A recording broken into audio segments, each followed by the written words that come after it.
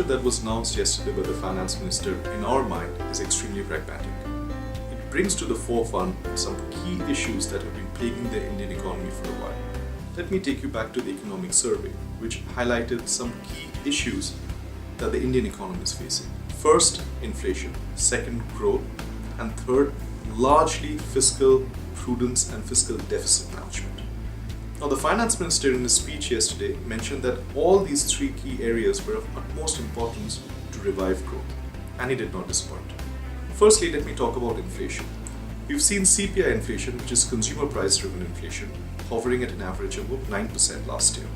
Wholesale price inflation is about 6%. The finance minister suggested that he will create a price stabilization fund and also look at open market sales, particularly of agricultural commodities. And this will largely help keep prices under control. Now, this is an extremely welcome move because food inflation is one of the key areas that have been affecting the Indian economy.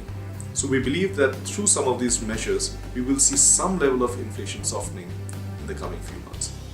Second area of importance is growth. We've seen growth plummet from about close to 9% to about 4.6-4.7% last year. We've faced 2 consecutive years of sub 5% GDP growth. Clearly something had to be done on this front. The finance minister again focused on the root area or the root cause of this issue, and that is industrial growth. Industrial growth in India has actually contracted over the last year, and it stands at negative 0.1%. And this is partly due to 2 subsectors, manufacturing and mining. What the finance minister did was he focused on particularly industrial growth by suggesting that he will set up a national industrial corridor management authority. And this will look into setting up of industrial corridors and around those industrial corridors, particularly smart cities.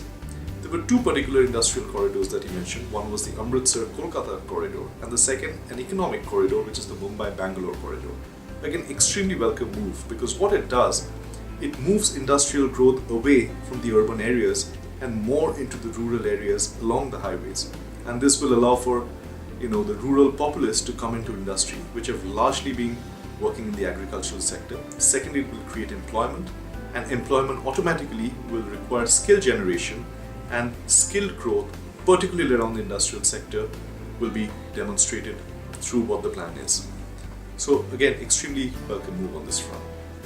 On the trade front, we've seen that trade deficit has been a concern over the past few years.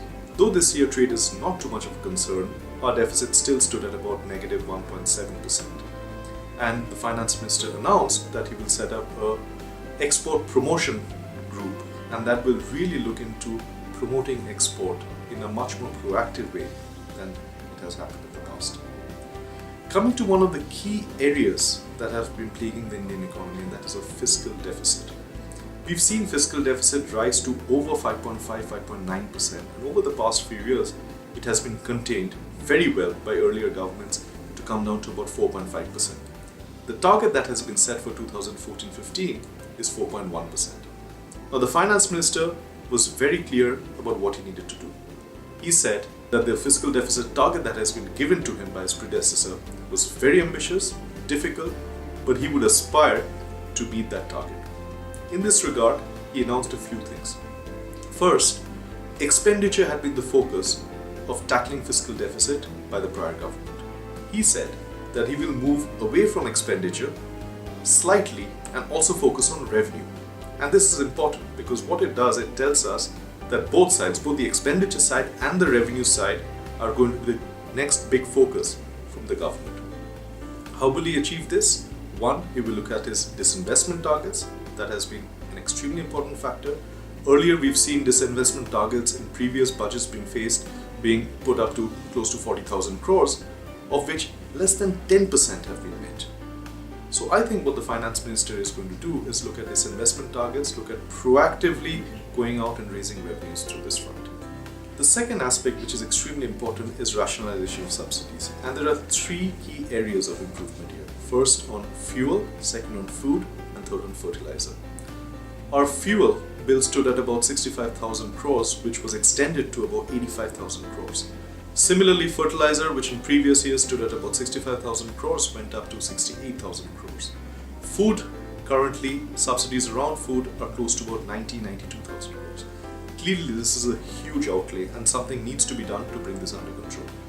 We think there is some work happening on this behind the scenes, but the finance minister did not announce too much on this. Again, we have to wait and see how this overall goes.